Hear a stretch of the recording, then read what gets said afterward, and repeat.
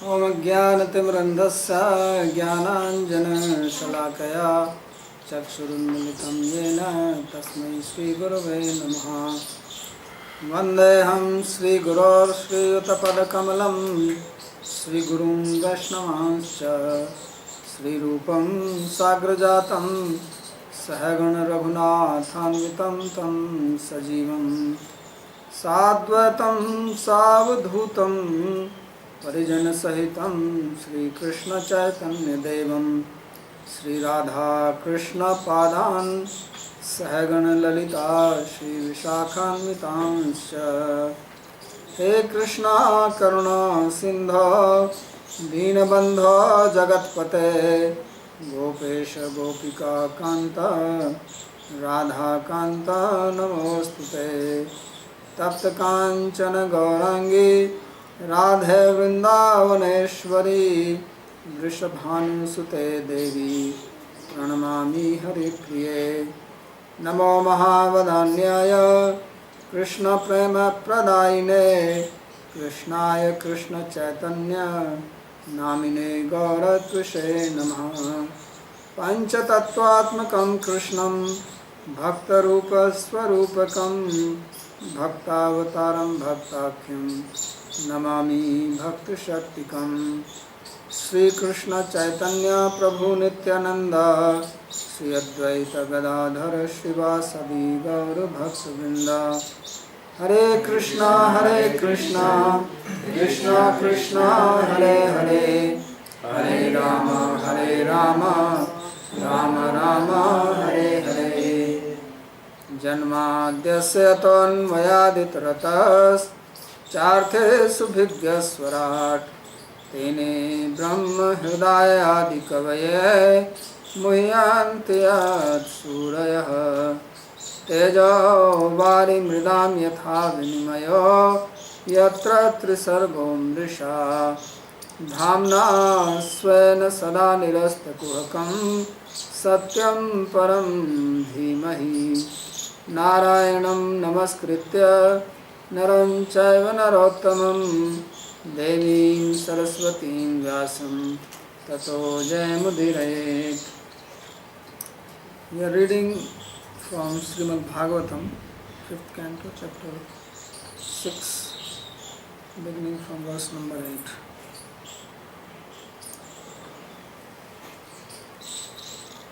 This is a story of Lord Rishabhdev, how he took to Abdhut Vesh and then he gave up even that and took to the Ajgar Vritti, the behavior like a python. And then he gave up that also. He was now wandering in the land of Karnataka somewhere.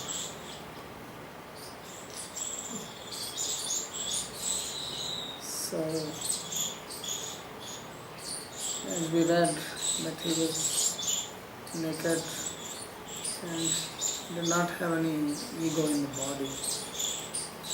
But this body runs on ego.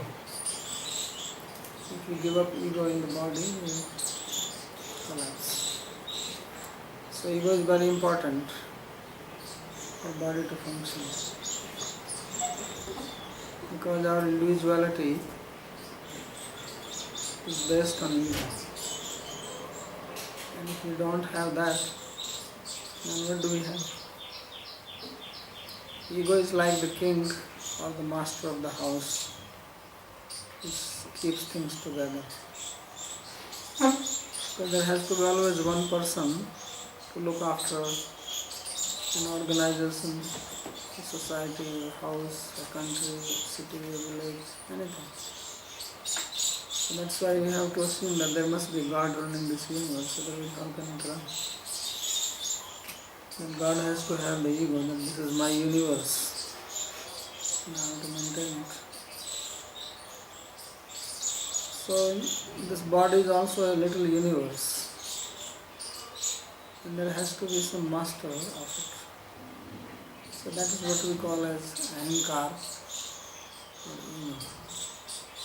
And it is very necessary to keep this unit functioning. So he has given this up, and there are different levels of giving it up. Because even if you give up at the gross level, then it remains at subtle level. So you may not bother so much about the body, but still it is there. So as we read that his body was working on the prarabdha karma, and still some connection was there. So if one gives up complete ego, means does not identify with the body at all, then body will not last very long. As I said, then it's like you switch off the fan, and fan will run for some time, and then it goes on running.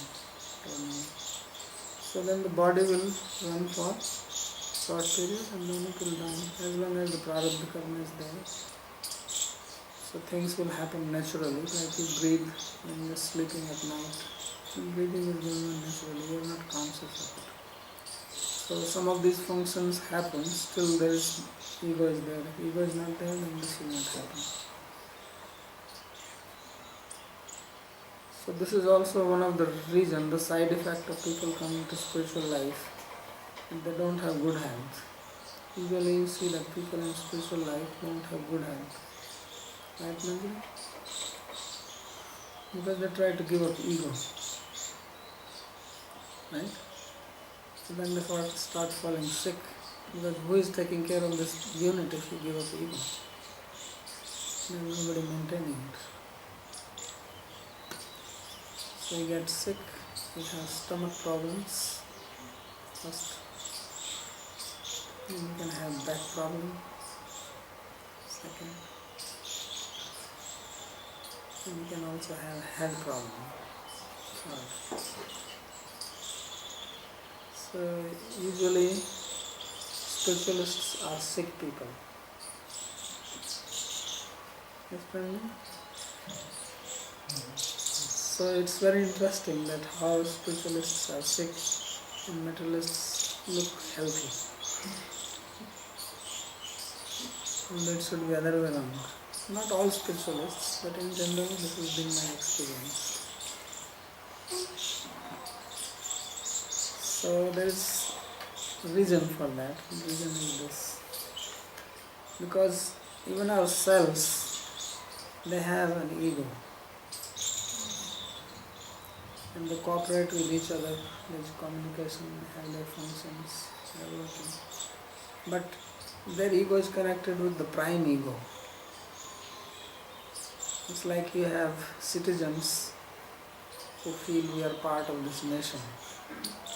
And then there's a head of the nation who has to look after this.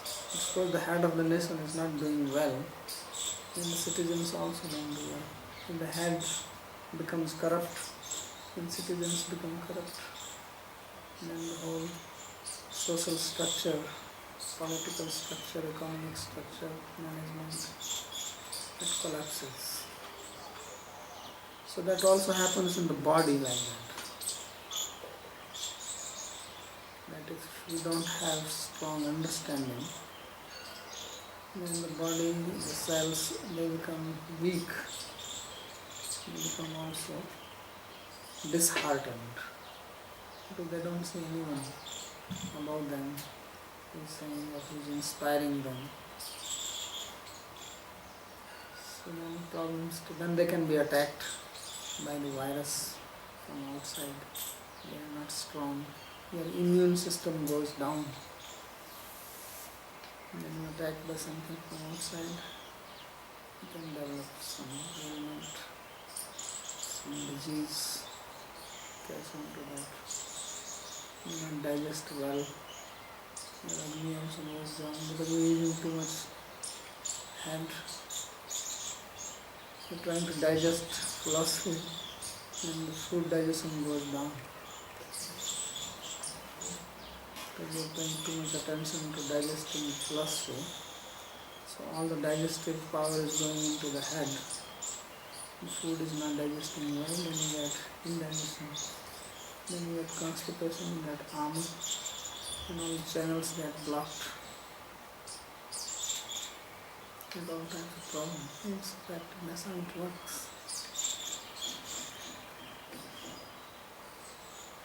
So here we saw that he said that Jagatim Abhimana Bhashena Sankramamana, that he was only having an Abhimana Bhas. Abhiman is another word for ego. It's taking pride and so on and so on.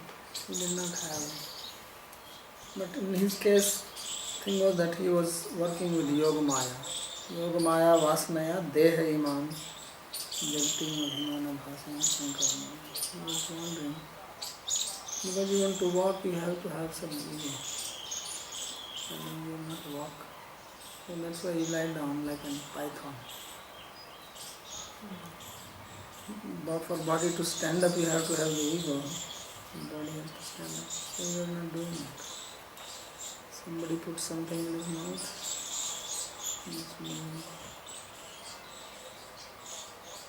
So now the time came for him to give up the body. So that's what we were reading. He came to the point. Says, Atha Samira Vega Vidhuta Renu Vikarshana Jato Vrudavanala Tadvanama Vanam Aleliham Sahatena Dada. It's a very interesting verse and can easily misunderstood. So once what happened that there was a wind blowing in the forest, Samira Vega, and because of that the bamboo, there was a bamboo forest. So the bamboos, they were touching each other, and because of the friction of the bamboo, there was a fire generated.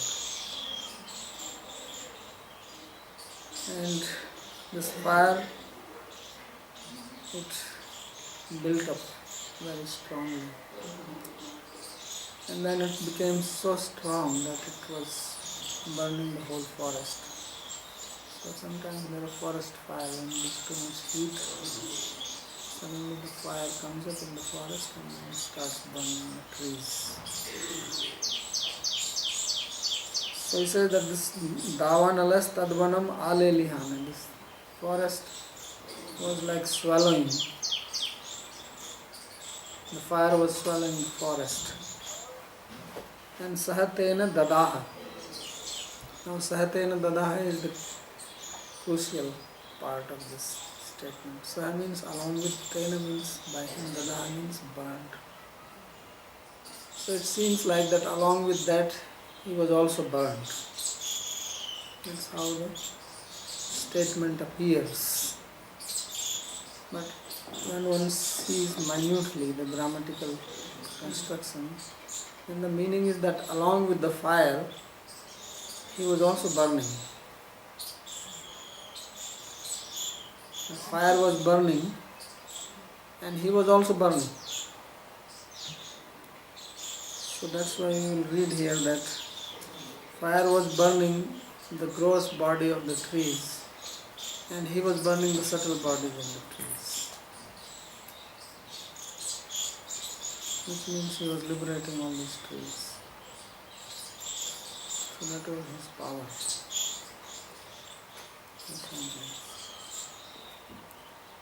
So here he says in the commentary, Uprarama iti yuktam tatra kim kurvan uprarama ityahate. So earlier it was said that Uprarama, or he stopped all his activities or stopped all his karma. So how did he do that? That is described here. So it says, Tena saha Sri Rishabdeva sahiteva davanalas tadvanam dadaha.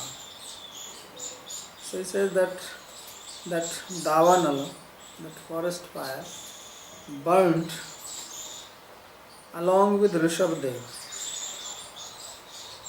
So one will think means the fire burned the trees or burned the forest along with Rishabdeva. But that's not the meaning. The meaning is that along with Rishabdeva, fire was burning. Tadvanvarti taru mrigadinam sthula deham davanalo dadaha sukshmam deham tu srirasava. So he says that the fire was burning the gross bodies of the trees and animals. Because in the forest there are also animals, there are snakes, you must have mosquitoes, flies, right? Honeybees. So where do they go now when there is fire? They also get burned. Many other living beings, deers, jackals. So they all get burnt in this fire. So fire, it says, was burning their gross body, and he was burning their subtle bodies. Sukshmam deham tu srirusaveti tadvanvartina sarve tat prasadam mukta bhavati. So the meaning is that by the grace of Rishabdeva, all the living beings of that forest became liberated.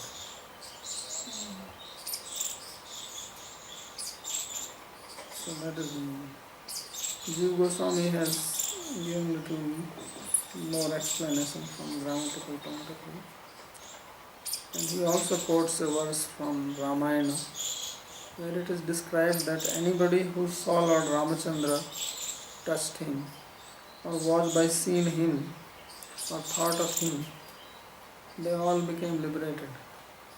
Because when Lord Ramachandra left Ayodhya, everyone from that area became liberated. Even the flies, mosquitoes, birds, beasts, everybody became liberated. For some time there was no one there. So Rishabdev did the same thing.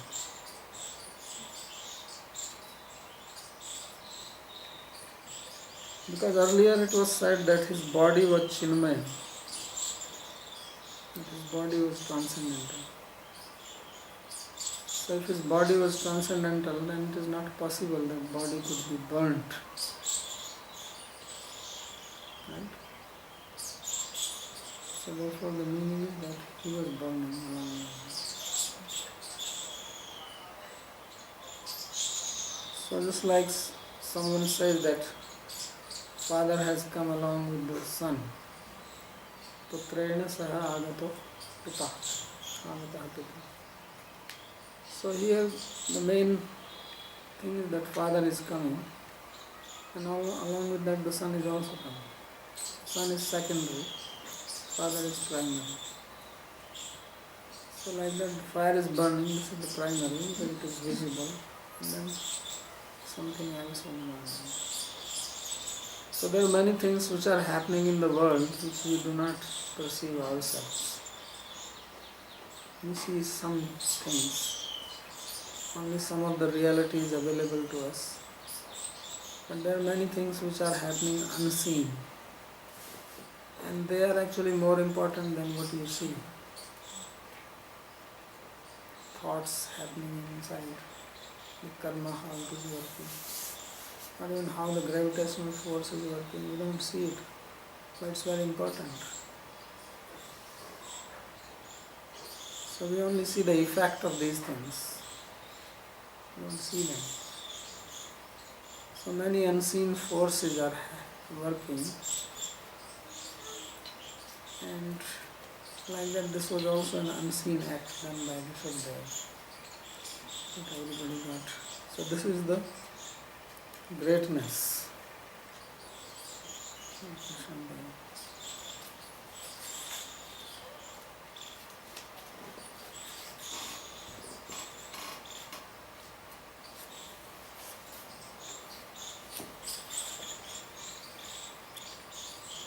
Now, whenever some great person comes and does something, there are many people who start imitating him, right? That's why these companies, they pay millions to the celebrities for advertisement of their product. They will make him drink Pepsi or Coke or wear some dress. They pay him a lot of money for that. He may not be actually drinking, but because he's shown as if he's drinking, then there are millions who drink.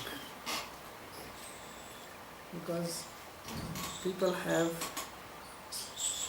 some type of neurons in their brain they are called ape neurons. And this has been scientifically discovered that there are some ape neurons in the brain that human beings have natural tendency to imitate. In our philosophy, we say that you get influenced by the association of the other person. In neurobiology, this is how they explain. So people imitate. So sometimes imitation may be good, sometimes may not be good. May be good if you drink Pepsi because it brings business to so many people. Right? So many people are employed, so much movement, selling, shops, so many trucks running, carrying Pepsi. So you are giving job to so many people by drinking Pepsi, by imitating this celebrity. So it's good. But if you want to imitate Rishabh, that may be a problem. Not taking bath, going naked, lying down like a snake, python. So that may be hypocritical, because it's not coming from inside. There was one great Avadhut in Banaras some time ago, and he was actually an Avadhut. He was going naked, he was situated. And I explained that there are 7 levels of Gyan. So these are various levels of Gyan. So he was naked, he would lie down, somebody gave him food, he ate, otherwise he didn't eat. So naturally in India, because people know philosophy and they have knowledge about these things, so they start respecting such people. They also run to them to get their blessings, or maybe ask something for material gain. If someone does something like this in the West, they will put him in the mental hospital, give him some injections, put him to sleep. But in India, it is respected. So some other sadhu thought, well, he is getting a lot of respect, so he thought, let me also imitate. So he also started imitating. And imitation is also quite impressive. And usually imitators always do better than the original. If you see a movie, then the actor acts so nicely that even in real life you don't see it that way. If some actor is making a show of love with the wife, and does it so nicely that actually in real life you don't see it. In real life you only see some problems. So imitation is always good. Once, when Charlie Chaplin was there, they actually did an experiment like that. They invited people who could imitate Charlie Chaplin. And there was actually a competition and selection, and 4 people were selected. And Charlie Chaplin was also invited there. And these people were actually doing better than him. That even he was surprised.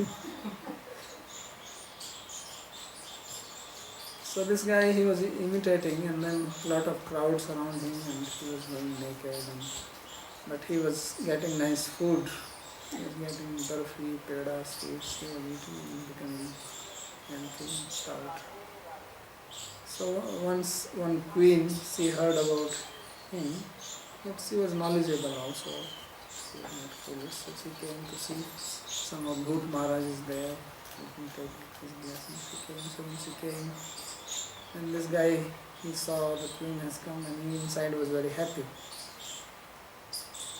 But he has to still act like an Avadhut, so he jumped up and he went and sat in the lap of the queen. He has to do something funny. So the queen was very happy and then started feeding him sweets, and he was happily eating. And then while sitting in his lap, he passed stool. He has to actually do something like an Avadhut. So the queen was very disgusted because bad smell coming. It was not like Rishabdev.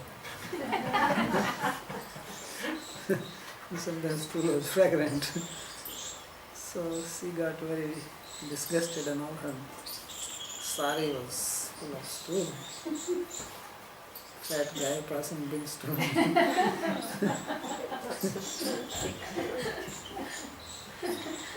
So I read that joke about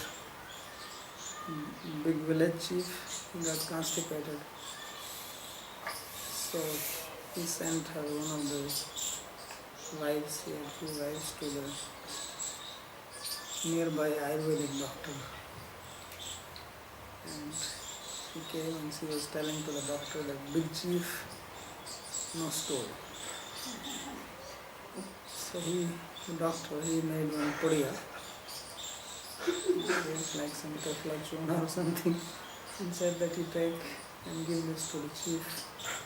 So she went and gave and took it, but it didn't work. So next day she came again and said that the doctor asked what happened. He says, big chief, no stool. So the doctor said, well, he's big, he needs a bigger dose. So he gave a bigger dose. So she took it and gave, still didn't work. So next day again she came and doctor asked, so now he must be passing stool. He said, big chief, no stool. So this time he really made a big pudiya, like 10 times. So she went and gave, and next day she came to the doctor looking very sad. So he asked, what happened? He said, big stool, no chief.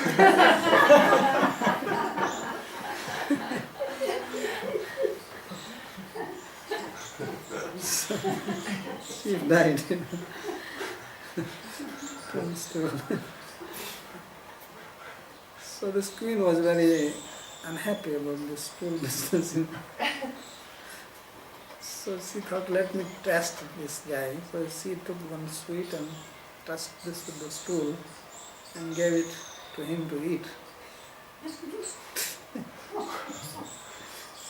So he turned his face away. So then immediately he threw him off the lap and he said, you are a cheater, you are not an avadhuta. If you have no idea what is male and female and what is this and what is that, how do you discriminate between sweet and stool? So he said, don't stop this nonsense. And this guy actually listened. He understood that he's caught. So he gave up. So this is what is being described in this next verse. Many people started imitating him. So yasya kila anucharitam upakarane komke venka kotaka nam rajan raja arhat nam upsiksha kalavadharm उत्कृष्यमाणे भवितव्येन विमोहितः स्वधर्मपथम अकुतो भयम अपहाय कुपथ पाखंडम असमंजसम निज मनीषिया मंदः संप्रवर्तिष्यते. He says that later on in Kali Yuga there will be one king whose name will be Arhat, and he will hear about Rishabdev from the people of Konka, Venkata and Kotakachal, this area where he was wandering. And by hearing from him, he being bewildered by this, not understanding the real meaning, he will start to imitate and giving up his real dharma, Vedic dharma, swadharma patham akuto bhayam apahaya. So and then he will take to the imitation of Rishabdev. Pakhanda samasya pakhandam, which is actually past atheistic, because one should not live like that, one should follow Vedic dharma, do one's duties, and not lying down like this or pulling up hair or something. So Nij Manishya Manda Sampravartishyate. He says that he will propagate this by his own lack of intelligence, not having proper understanding what Rishabdev was doing or at what level he was situated. So then he says what he will do. Yena ha vava kalau manujapsada deva maya mohita swavidhi niyoga saucha charitra vihina devhelana ni apavratani nija nija ichya grihinana asnana anachmana ashaucha kesha lunchanadini kalina adharma bahulena upahata dhiyo brahma brahmanya yajna purusha loka vidushaka prayana bhavishyanti. He says that in Kali Yuga, people following him in general, they will become like Vidushaka, like jokers, not following the Vedic Dharma. They will make fun of them, being bewildered by the Maya of the Lord. So they will give up their regular duties, Swavidhi, Niyoga, and the habits of cleanliness and good behavior, and they will criticize God. They will not overcome, and they will follow their own concoctions, such as not taking bath, not doing achaman, doing puja, cleaning. So these are processes of cleanliness. Ashaucha, remaining dirty, and kesha lunchanadini, and pulling out your hair. So Jains, they do that. And they consider Rishabdev as one of their Tirthankara, and they also call them as Arhat. The same word which is used here. So it is already predicted that in future this will happen in Kali Yuga. So Mahavir is supposed to be the last Tirthankara, 24th Tirthankara. And Mahavir was also going around naked. He was contemporary of Buddha. So he acted in this manner. And his followers. So even about Mahavir it is said that he himself was actually quite elevated in consciousness, and therefore he was not only one window.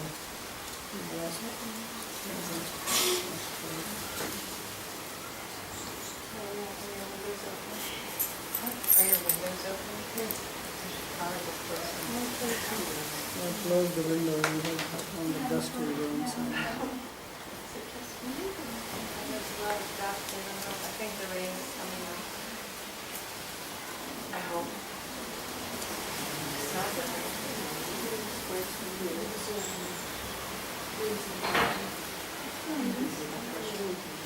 So here Arvak Tanaya means Loka Yatraya Andha Paramparaya Asvastha Astavadham Se Andhe Swameva Prapatisana. So he says that these people just following blindly in the Paramparaya. Asvastha Stav Astam Asya Andhe.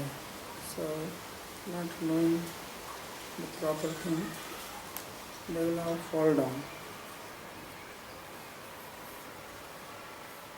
So he describes here, the commentator says that Asya avatarasya lila sravana kirtanadi vireva kalikala vartina parag darshino jiva kritartha bhavanti natu acharitasya anusthana. He says that there are different avatars. So some avatars are there whom you can imitate, like Lord Ramchandra, his Charitra Ramcharitra is worthy to follow.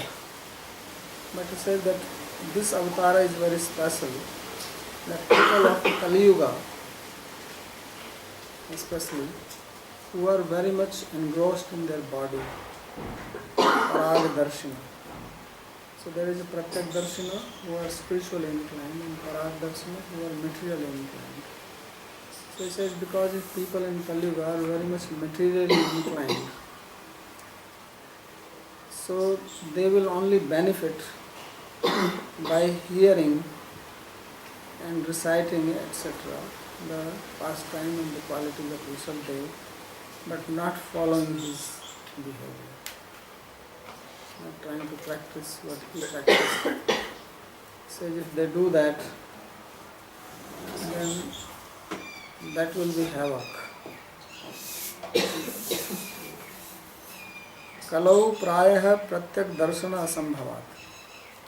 He says that usually in Kali Yuga it is impossible that people are spiritually inclined. Impossible to people are spiritually Inclined. what we are doing. Hmm? We are not inclined. Well, really speaking means spiritually oriented. And if you see the meaning of word, means your absorption is in the spirit and not in the body. That's what I'm saying, spiritually inclined. So if we see our activities, how much they are materially or bodily inclined, and how much they are spiritually inclined, then you will know what he's trying to say. So spiritually inclined is like you see people like Rishabdev, who are not bodily inclined at all. He was like the extreme of Pratyak Darshan. And then we have, out of 6 billion people, how many are people really spiritually inclined, even if you count? It's very insignificant. But in the earlier days, it was other way around. There were very few people who were materially inclined. Most people were spiritually inclined.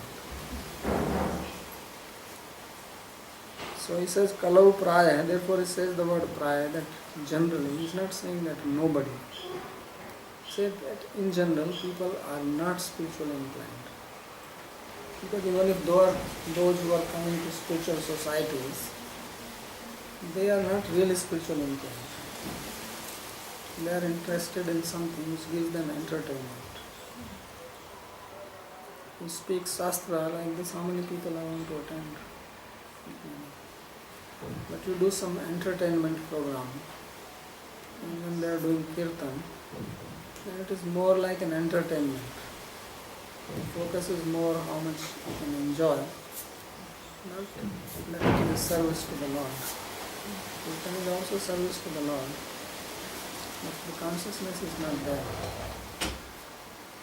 Consciousness is that, well, this was a great kirtan, Prabhu. I really enjoyed it.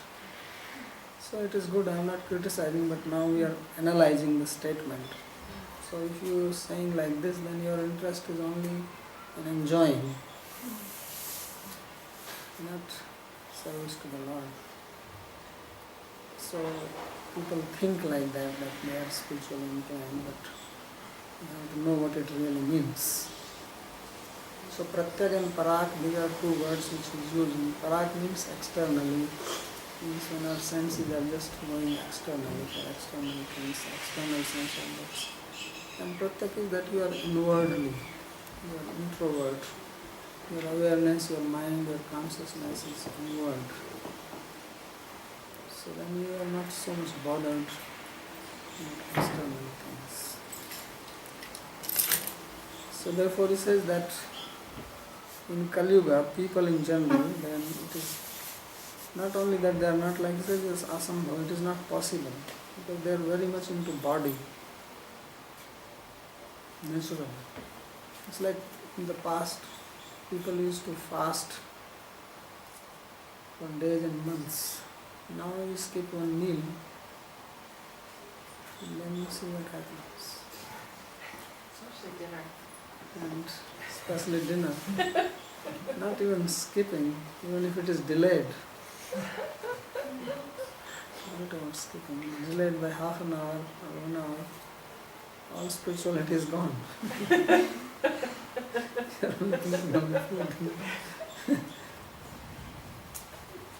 So this is what he means. But we read about that even 5-year-old boy, Dhruv Maharaj, he was standing on one leg without eating anything.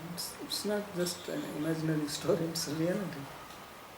Because they actually had bodies like that.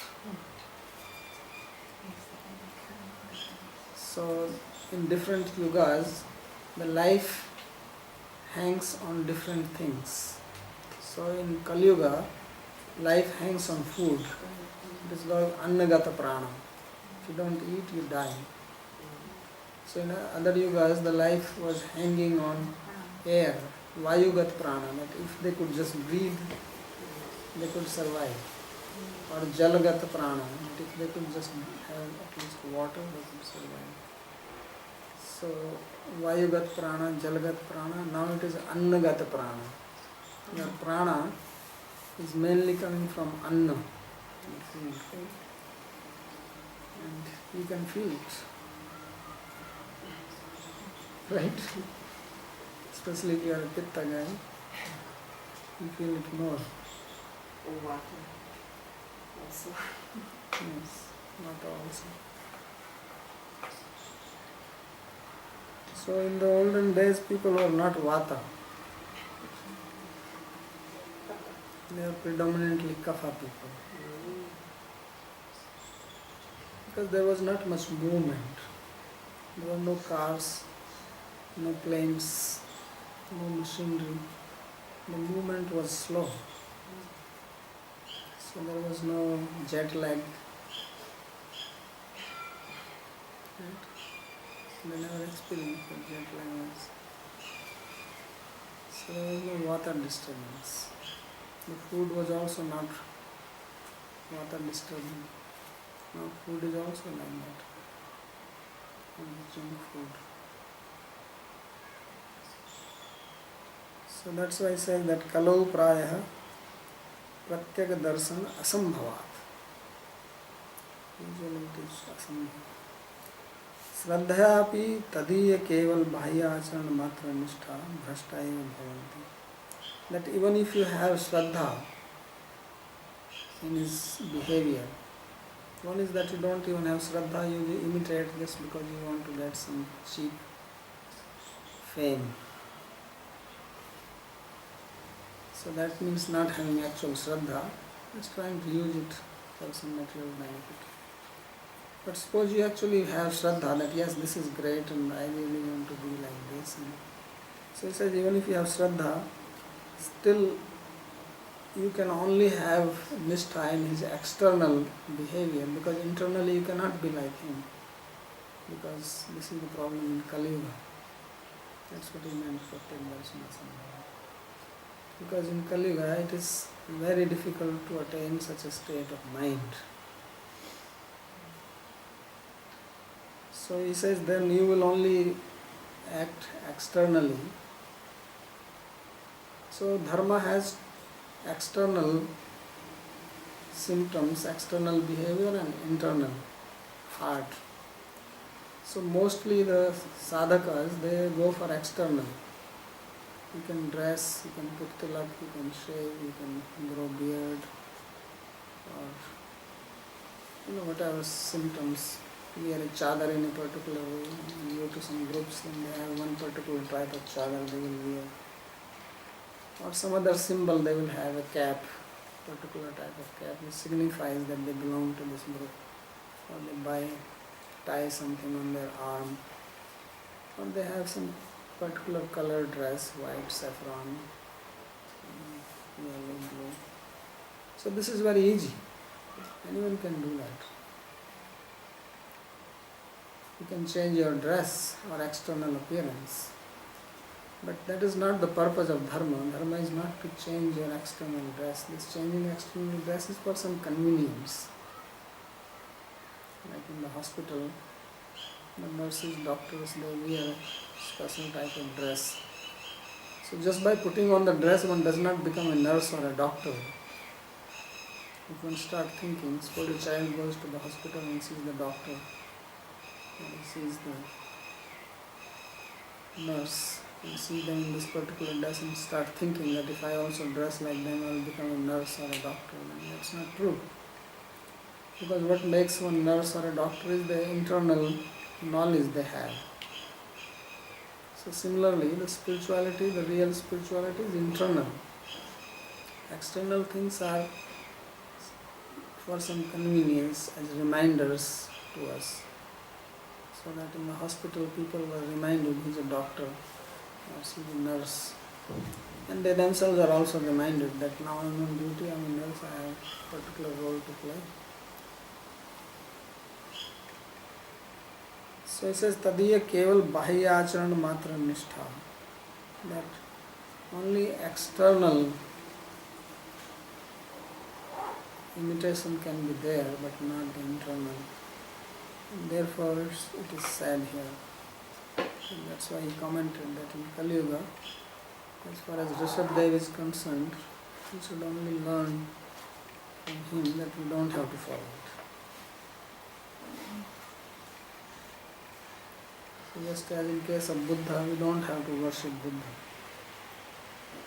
He is an avatar.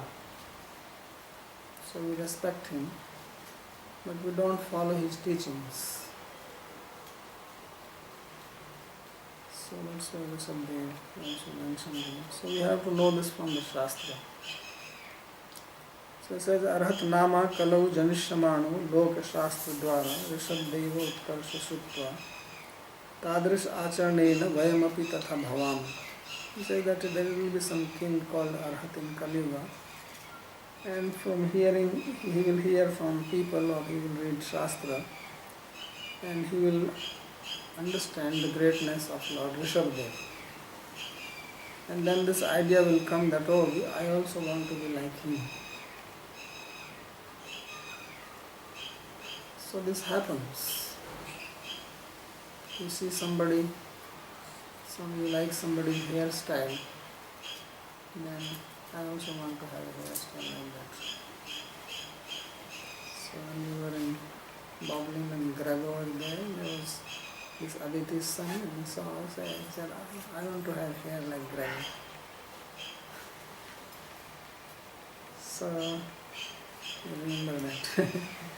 So this little boy was saying to the mother, I want to have hair like him. So like that he heard, and then this thought or desire came in his mind that he wants to be like this. And being a king is dangerous if one gets an idea like this, because then he will make the whole kingdom like that. And everybody will follow him. He is the model for the people. So vayamapi tatha bhavameti matva tadiya chestam upsikshya adhikyena sikshitva bhavitadvyena tadris duradrishtena yadavasyam bhavitam. So he studied, and then he also taught to others in his kingdom, and thus he propagated such a behavior.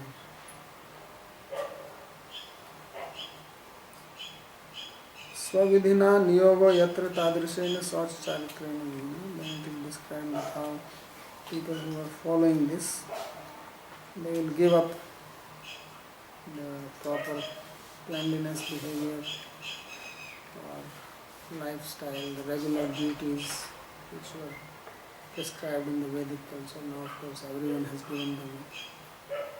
And then they will take to this heretic behavior of cleanliness, not taking bath, not putting on cloths on the body, pulling your own hair. So this will happen in Kerala. So when great people come, something good happens, something also good happens, people start imitating. So stop if there is any question on this. So, am I right that you said that Mahavir imitated Rishabdev? So Jain religion is based on somewhat false foundation. Yes. So, and also you mentioned Buddha as being an avatar, right? I also have heard like this. But I have such an idea, maybe it is a false one, if somebody is recognized as avatar, it is natural to follow his teachings. What's wrong if Buddha is avatar? What's wrong in his teachings then? Yeah, wrong is this only because Shastra is forbidding it. Because he also was teaching to bewilder people. Wow. His teachings are not going to bring benefit to humanity. Now I remember I have heard such notion that Buddha did this in order for people to give up animal sacrifice, right? Hmm. So that was the purpose. But if you are not doing animal sacrifice, then you need to follow him. If you are doing animal sacrifice, then you follow him, then at least you don't do animal sacrifice. So you benefit.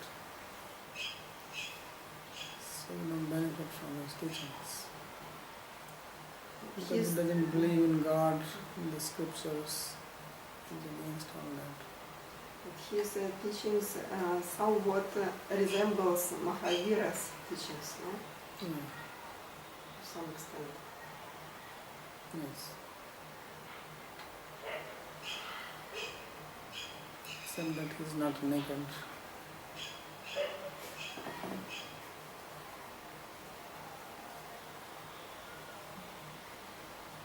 The statement about the false teaching coming from the example of Rishabdev. False Rishabdev. Pardon? False teaching coming from? No, it's not coming from him, but the king, he would propagate false teachings Yes. based on an improper understanding or otherwise of Rishabdev's teachings. So, in the evolution of the worlds or the creation spiritually, what is the purpose of this? What is the instigator that brings this kind of thing about? The imitation? The Yeah, imitation? I mean, the Supreme comes and gives the proper teachings, and then always there's these improper teachings that follow. And Yeah, here it's actually being predicted. Improper teachings come because of improper education.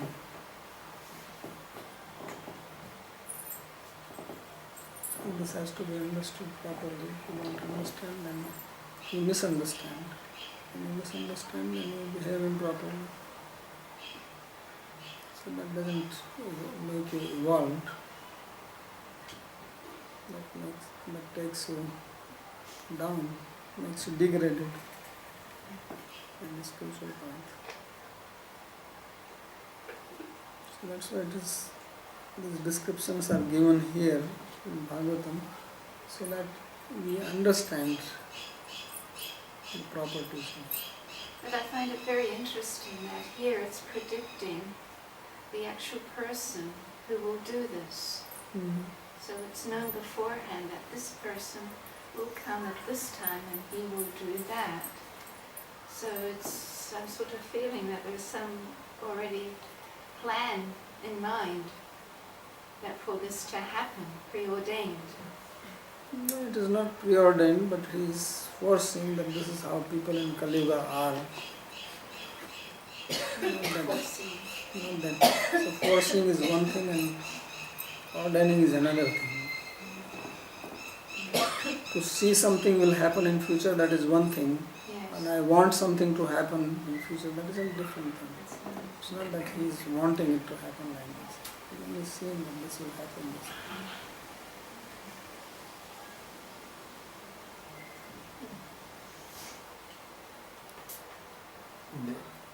The indication is we should not follow the example of Rishabdev, but yet that does not nullify the teachings he gave to his sons, right? Yes, that's why I said that this behavior is not to be. It's the behavior that should not be imitated, but the instructions he gave to Bhagavatam and his sons obviously are good instructions, right? Right.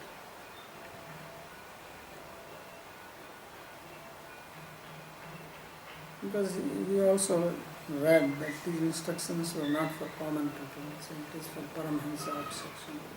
It's for the Paramhansa, so who is the Paramhansa? Because there are many Paramahansas, maybe they can do something like this, but it was said there that this, so when it is said that Paramahansa Nam Shiksha means it is obviously not for general mass of people. What he spoke to his sons, that was for everybody. What he did is only for his Paramahansa taught. And that is why that in Kali Yuga is very rare that some people will be like this.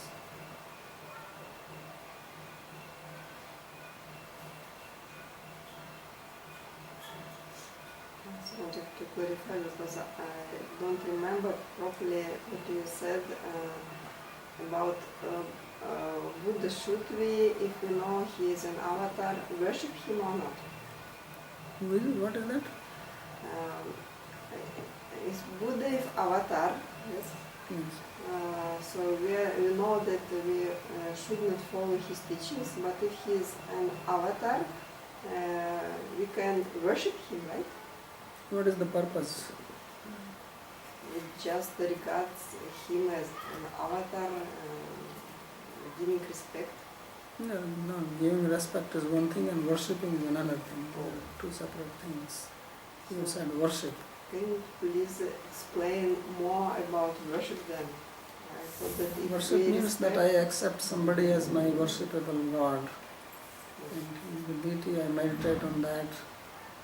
And obviously I want to be his follower or be with that personality. That is what worship means. When Krishna says, Man bhana bhavaman bhakta madhyaji mam namaskaram, think of me, worship me. That is what worship means. Giving respect to another person, we give respect to everyone. So there is a difference. So we don't worship too many gods. We worship. I just had an idea that any avatar deserves worship. I had this idea. No, any avatar deserves respect. And worship is only to one. You only have one whom you worship. And honor, respect we give to everybody. Navagya kadasana. But you don't disrespect others forever. But only one. Aradhana nam sarvesham Vishnur aradhana param. Of all the worships, Vishnu aradhana worship is supreme. So that means that is the one which is to be done.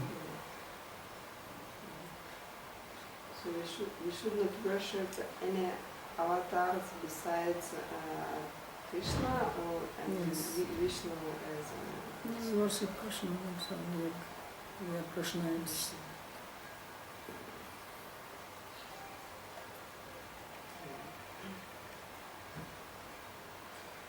Because you see, the mind is only one. Worship means that your mind is devoted to that person. So how can you devote your mind to many? I have an idea that avatar represents God, not represents, but he is God, right? Yeah, but If then we if you worship worship, God- then that's why. So you have to first figure out who is God. So if you say Rishabdev is God, then is he God or he is an avatar of God? Is he a manifestation of God or he is original God? That's why Bhagavatam is very important. So Bhagavatam in the very beginning has done this analysis and he said that Ete chans kala punsha Krishnastu Bhagavan Swayam Indrari Vyakulam Loken Radiyanti Yuga. He lists all the avatars there, all the major ones. Rishabdev is also listed there, Buddha is also listed. And then he says that these are all parts of the Purusha, means Mahavishnu. But Krishna is Swayam Bhagavan. So Krishna is the original God. These words are very difficult to translate. That's why I said I don't know when I use the word God, I don't know what you think or what it means to you.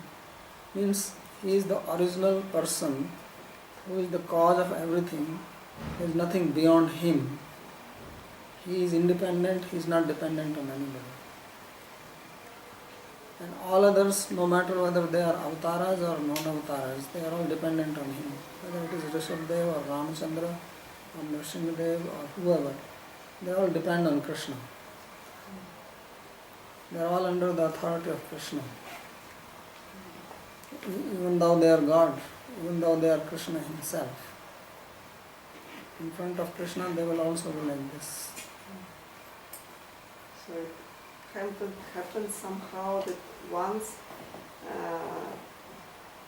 the Supreme God came also as avatar, right? So when Krishna came 5,000 years ago. Yes. So it happened only once, and all others are another type of avatars. But why is it is so? Because there's such an exception. What is an exception? All are avatars, right? But only one is same as Supreme God, not all of them. So it How is seems it possible that all of them can be supreme? the essence, which is the manifestation of Supreme God. So So, in essence, so supreme has to be one or many? Supreme will be one or many?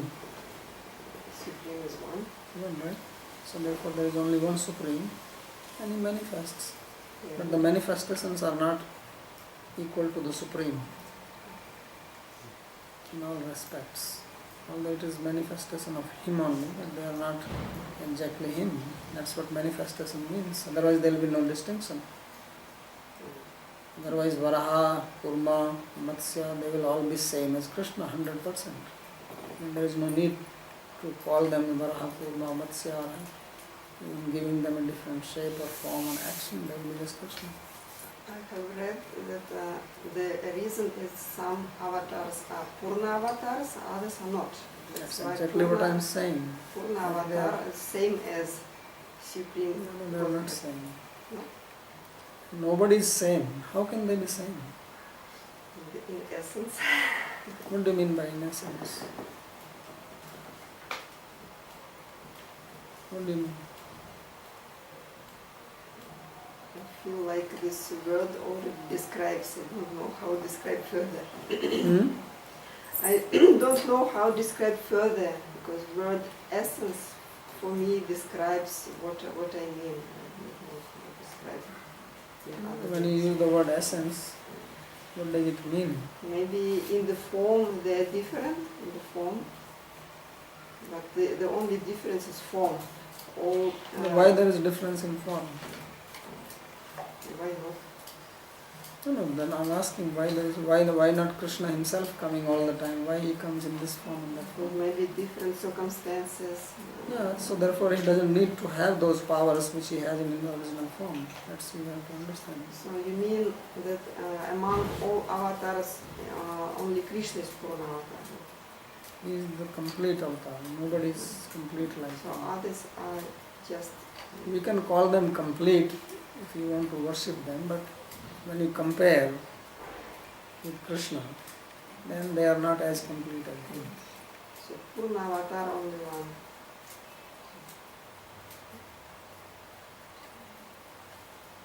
So he is the Purna Purushottama, he is the perfect, ultimate Lord.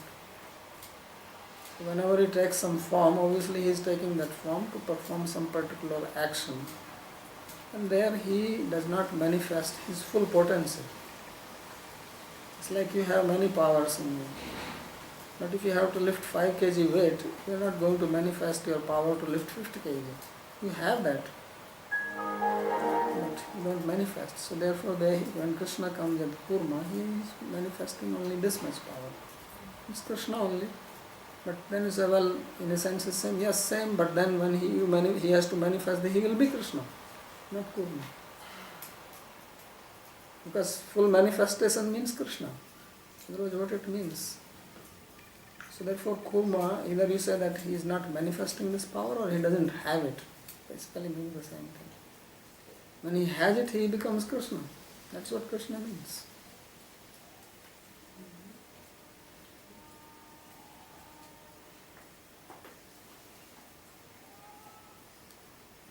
So, stop here. So, announcement for the viewers tomorrow and day after tomorrow.